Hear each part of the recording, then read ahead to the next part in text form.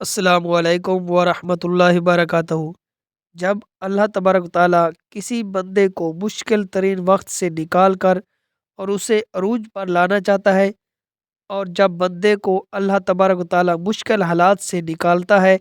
तो उसमें कुछ ऐसी निशानियाँ, कुछ अलामतें ऐसी हैं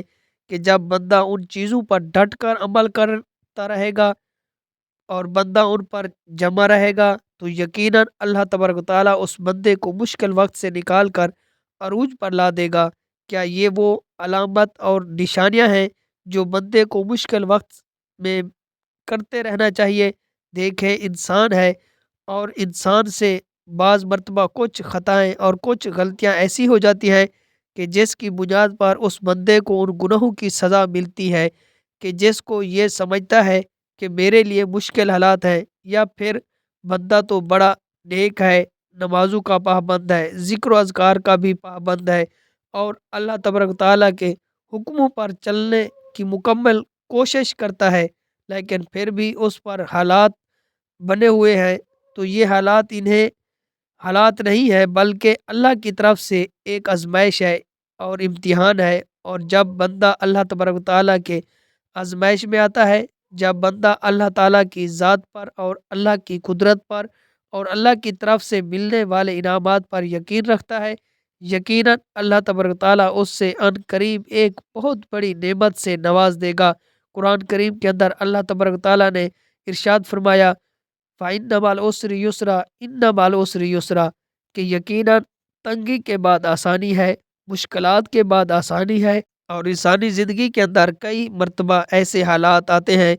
और कभी ऐसा होता है कि इंसानी ज़िंदगी के अंदर एक मर्तबा उसकी लाइफ में इतने ख़तरनाक हालात आते हैं, इस चीज़ का वो कभी उसने अंदाज़ा नहीं किया होगा और कभी उसने ऐसे हालात का कभी सोचा भी नहीं होगा, लेकिन उस पर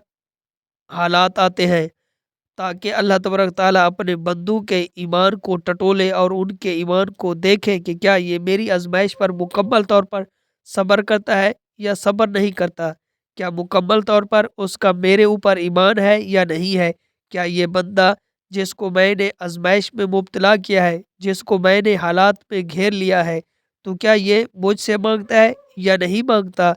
हालात के दूर होने के लिए मुझसे दुआएं करता है या नहीं करता। तो अल्लाह तबारक ताला ये सारी चीज़ों में, मुसीबतों में, आजमाइश में, हालात में डालकर बंदे को आजमाता है। तो उस मौके पर सबसे पहली चीज़ कि सब्र करना, और जो बंदा सब्र कर लेता है और सब्र पर डटा रहता है, तो ये एक ऐसी अलामत और निशानी है कि अल्लाह तबारक ताला उस सब्र के बदले में उसको बेहतरीन चीज़ अता कर देगा। अल्लाह तबारक ताला उसको बेहतरीन इनाम से नवाज देगा। तो पहली चीज़ सब्र है। दूसरी चीज़ कि जब बंदा हालात में गिरता है और जब मुसीबतों में गिरता है और उसके पास कोई ज़रिया या सबब इससे नज़र नहीं आ रहा होता, तो उस वक़्त क्या करता है कि बंदा ना नमाज के करीब है, ना ज़िक्र व अज़कार से करीब है, बल्कि नमाज से भी दूर हो गया, ज़िक्र व अज़कार से भी दूर होता चला गया। फिर उसके